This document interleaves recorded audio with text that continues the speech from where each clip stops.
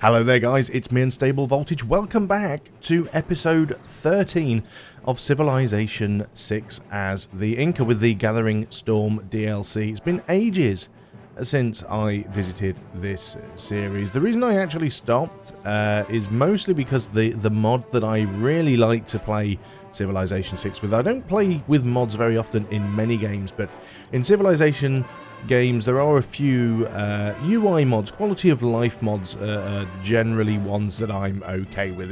It's mods that change the game that I try and steer clear of more often than not.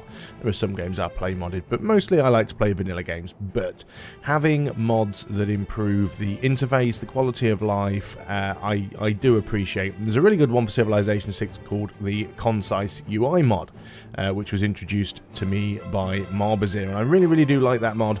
And I started using it on this series. The mod stopped working. I believe there was an update or something broke the mod, and at that point it was like, well, okay then. I stopped playing, then got sidetracked by other things, and never came back to it. So now that mod has been fixed, it's been rectified, it works. I've done a couple of streams of this game, not this particular scenario, this particular campaign, but I've played a couple of games of Civilization 6 since, and it's working perfectly. So I don't like leaving series unfinished.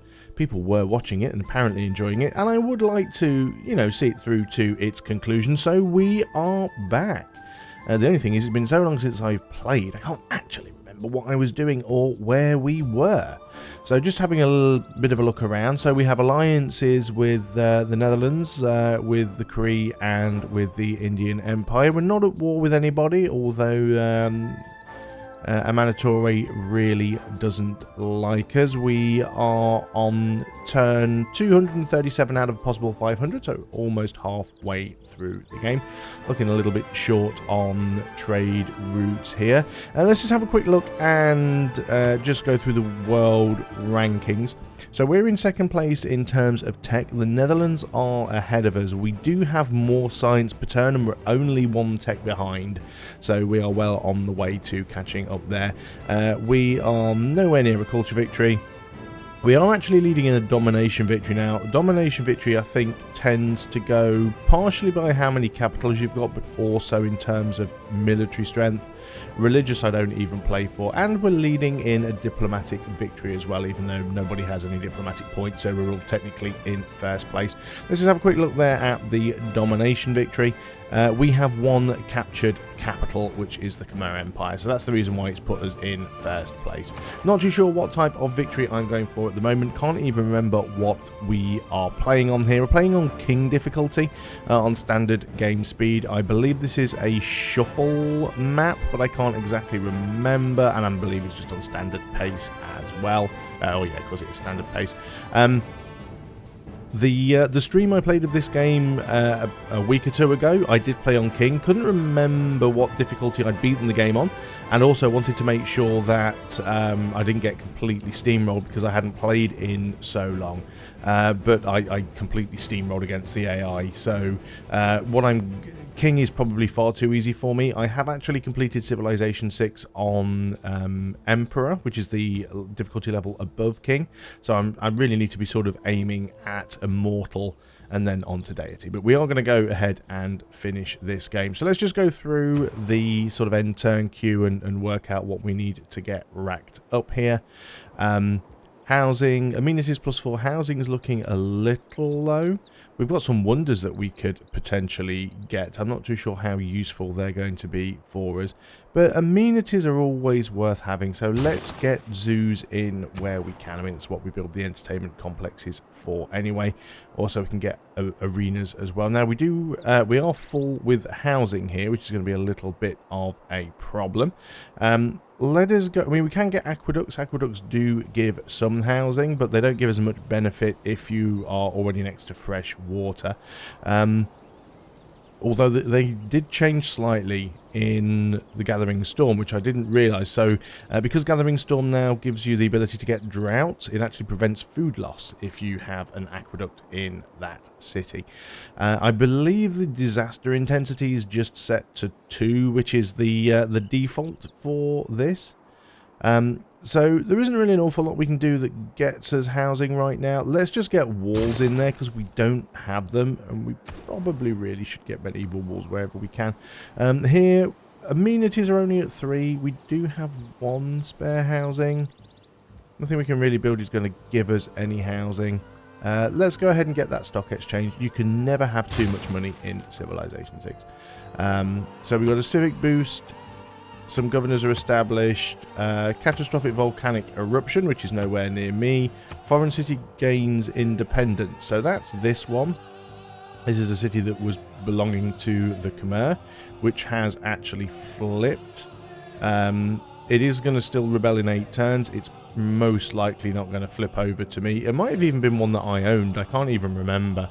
But it's kind of stuck between India and the Khmer. The Khmer are almost gone. They've got 1 city over here on the east, and they've got 1 city over on the west. I didn't mean to click on him there. I mean, I absolutely wrecked him in previous episodes. That much I do remember. So a couple of declarations of war and a peace negotiation. Okay, so we've got some units that need orders. We've got some builders here. What are we going to get you guys to do? I mean, farms are always good. We've actually got a decent-sized empire here, so we're not exactly hurting for resources. We've got plenty of... it's a good-sized empire. I mean, I did steal some of it from the Khmer, so that's fine. There's quite a large army down here of Buenos Aires. I'm not too sure what they are doing. I do vaguely remember at some point I went to war with, or I was going to go to war with the Netherlands, but we do have an alliance, so I'm not too sure what happened to that. I can't remember now. They've got a lot of units in my territory. They've definitely been at war with somebody. Lots of annoying religion being spread around. Okay, so we have a flood, but it's mitigated because we have a dam. Excellent. So that was here. Good job we had that dam. That saved us there. So let's have a look at what we've got. So Angkor Wat, which is always going to confuse me because that's actually a wonder that you can build in Civilization 5. What can we build here? Well, we should almost certainly get a workshop to get some extra production. That's not our capital, because obviously this is one of the Khmer's old cities. This is Khmer's old capital, Angkor Thom, or Angkor Thom, not too sure how that's pronounced. Our capital is down here. Cusco, or as it was Cusco in Civilization 5. I think no one can really agree on the way that it's spelled, because obviously, you know, we're using a different language and a different alphabet entirely. I do notice that India has settled a city down here. That wasn't very nice of them. There isn't really anything here that they can claim. I mean, we could go ahead. Is that outside of our borders? Yes, it is. We can't grab that site, unfortunately. That's probably what they're heading towards. There's a couple of antiquities sites there, and they're going to get some spices, but it is outside of my border range. So, even though that I did talk about this particular UI mod before, it's been a while. It's very, very nice because it shows you certain information that you can see on your city bar. So if you actually click the population, it will take you directly to the tile assignment here, so that you don't have to mess around and click on these buttons to go into a different menu. If I do it on a city that doesn't have all of its tiles, it also allows you to buy the tile directly from the same screen. I seem to recall, I haven't really played Civilization 6 without the mod for a while, but I seem to recall that without the mod you actually have to switch between 2 different tabs, one for tile assignment and one for actually buying tiles, which was a royal pain in the hoop. Also, if you actually click on the thing that you are producing, you've got this production queue on the right hand side. You can buy things with gold by clicking the button to the right hand side. Previously you had to toggle between 2 different tabs. There is still a tab specifically just for buying things, like what can I just buy with gold, but the production queue allows you to buy with gold as well. You can actually filter by certain things, so you can say, okay, I just want to see the wonders, and it will just scroll down to those. You also have a buy with faith button if you can faith buy anything. There's an actual production queue, which isn't built into the game by default, that allows you to queue up things that you want to produce. And And then finally, if you go right to the end here, you've actually got a multi-queue that shows you what every single one of your cities is building, and you can put a queue up for them as well. So I really, really like this mod. It does make various other changes to it. I think this is part of the mod down at the bottom here that shows you which wonders have been built and who by, and which ones are remaining. It does give you some more information here at the top, but one of the other things that's really nice is when you want to trade with somebody, is if you actually go, oh, well, let's establish an embassy with the Netherlands while we're here. If you go and make a deal with them, no longer do you have to mess around manually typing in gold values. You've just got buttons for like +1, +10, and +100, and then if you right-click, it will minus by that amount as well. So that is a really nice addition. I do like some of this stuff. Would she be willing to buy from us anything, like horses, maybe? Would you give me any amount of money for horses? No, you wouldn't. You'd probably buy other stuff, but I'm not too bothered by that. I just wanted to really just sort of show what the mod does. I believe it also adds some extra stuff as well in with the map options and the lenses or something like that. Because they've added a couple of expansions, I haven't really played much of Gathering Storm. This was, I think, like the first game I played with Gathering Storm, and I've done one on the stream since then. And which is actually good because I've learned some more of the mechanics of Gathering Storm, and I never really played Rise and Fall all that much either. So when I go back and look at it now, I'm a little bit confused about which of these UI things was added with the expansions, or which one's been added due to the mod itself. But I think this unit list is also part of the mod. So it shows us what all of our available units are. We also have notes where you can just literally put in notes about things. So it is quite a nice little UI mod, and I don't like playing without it, which is why I stopped. Anyway, it's enough ramble from me. Let's get on with things. We can get a lighthouse here, which is probably not a bad idea. Give us some more housing. We're at 7 of 11, so that is not too bad. We've got this builder. Is there anything of like major importance that we need to do? There are a couple of tiles up here that need fixing, and I haven't got a builder anywhere up here. I'm going to go ahead and send this guy north just so that we can start repairing this stuff. We do have these passes in the mountains, which is the sort of unique ability of the Inca. Essentially it allows us to take shortcuts through mountain ranges. As long as we've got 2 of these mountain passes connected to the same mountain range, you can enter one tile and leave the next. That's actually quite nice. We need to build some more trade routes as well. We're only at 8 of 11. So we can go straight on to the next turn here. We've got a gentle volcanic eruption. Again, not really my problem. And Poundmaker has completed Petra. Oh, that's fine. I mean, he does have some desert there. So this particular map is 2 continents. We are friendly. We're actually allied with the 2 remaining major players on our continent. I mean, the Khmer are really just sort of irrelevant at this point.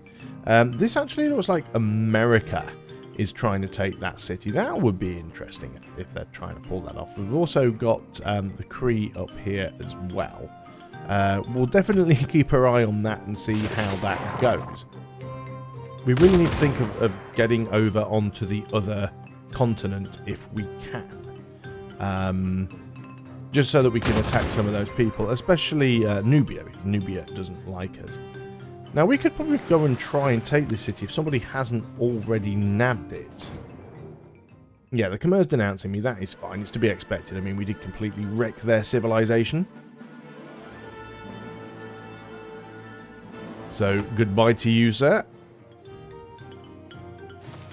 So it hasn't been captured yet. It has regained some health. Projects a fragile kind. They have got some of their own units nearby. I don't think we need to change any policies here.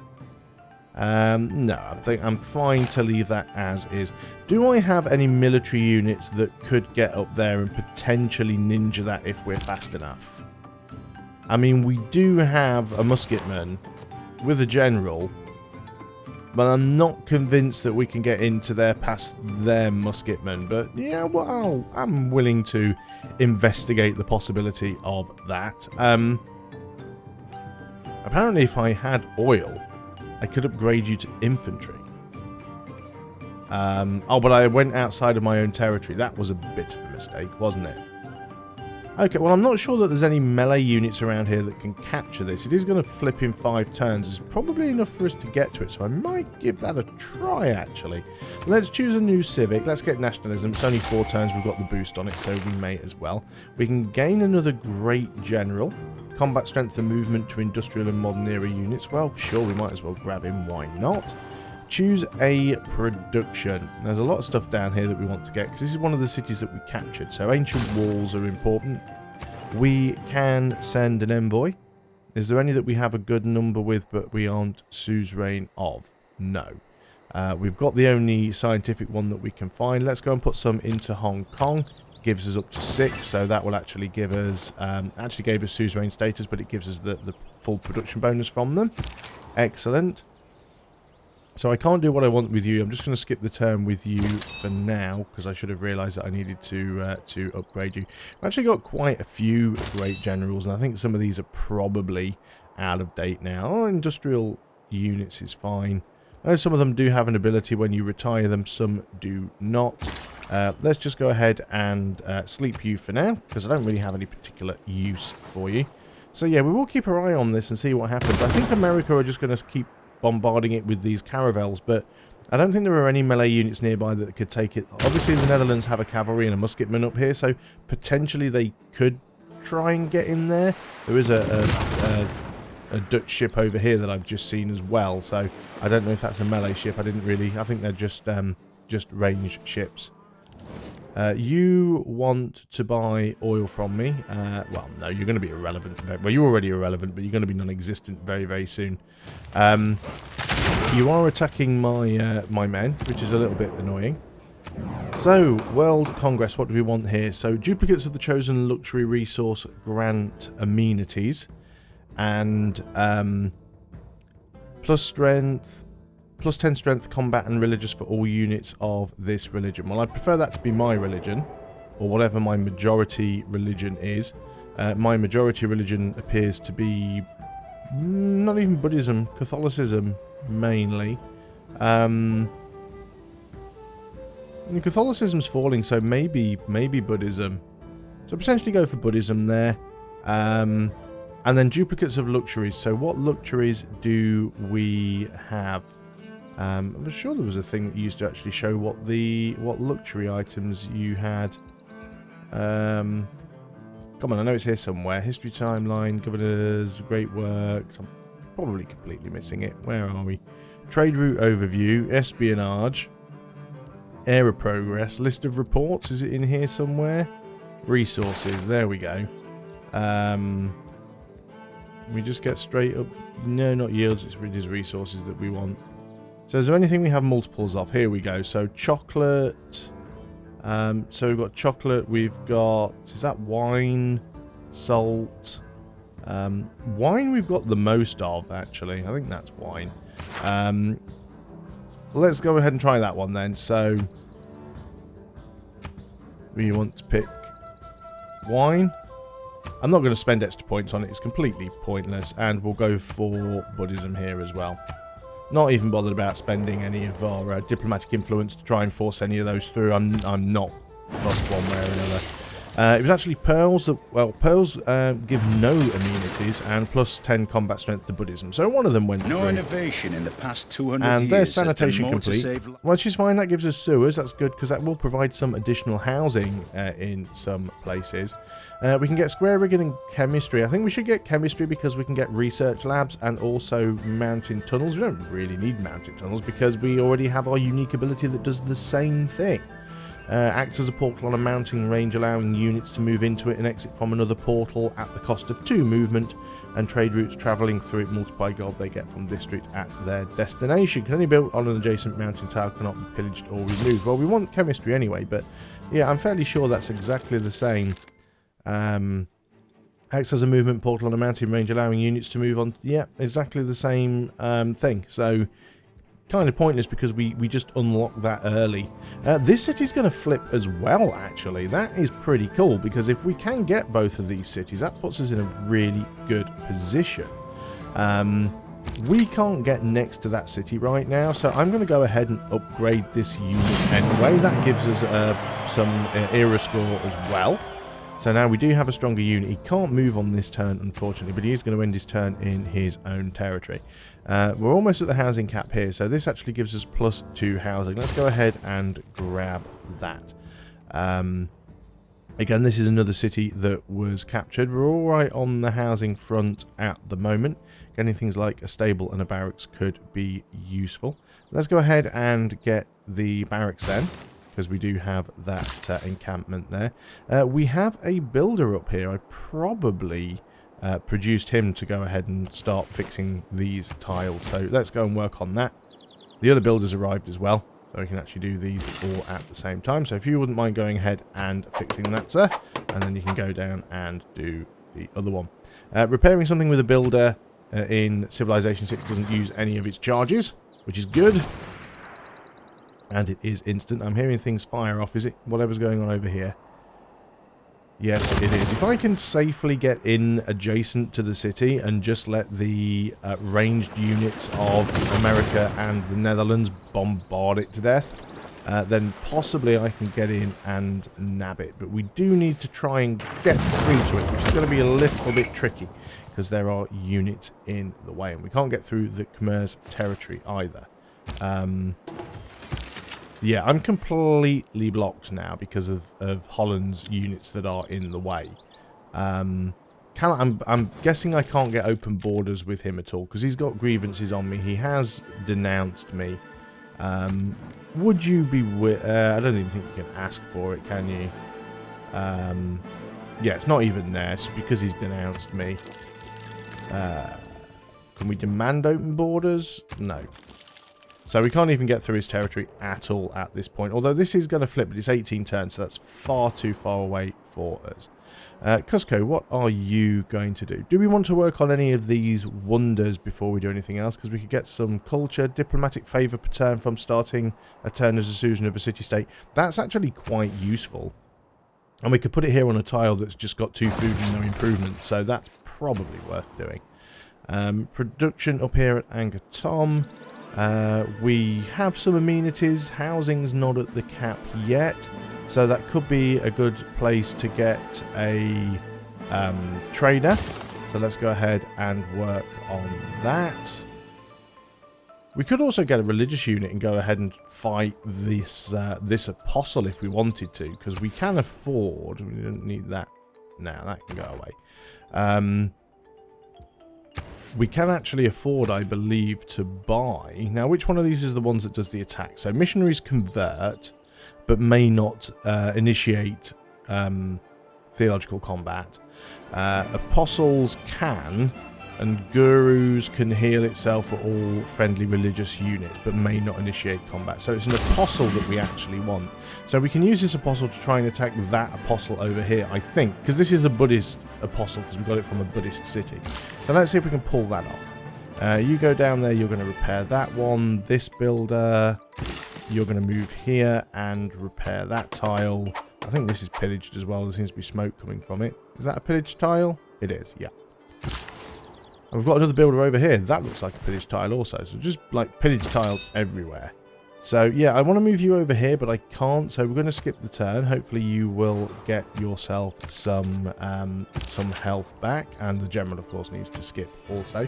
That is the end of the turn. And I think probably also a great place to end the video, because we are at the 20-minute mark. So thanks a lot if you have tuned back into this series of Civilization 6. Apologies that it has been so long since the previous episode. But like I said at the beginning, I really don't like leaving series unfinished. I know that there are some series where people just stop watching and I only end up with like 5 or 6 people watching it per episode, and at that point it's like, it's not worth the time it takes me to record, edit and upload.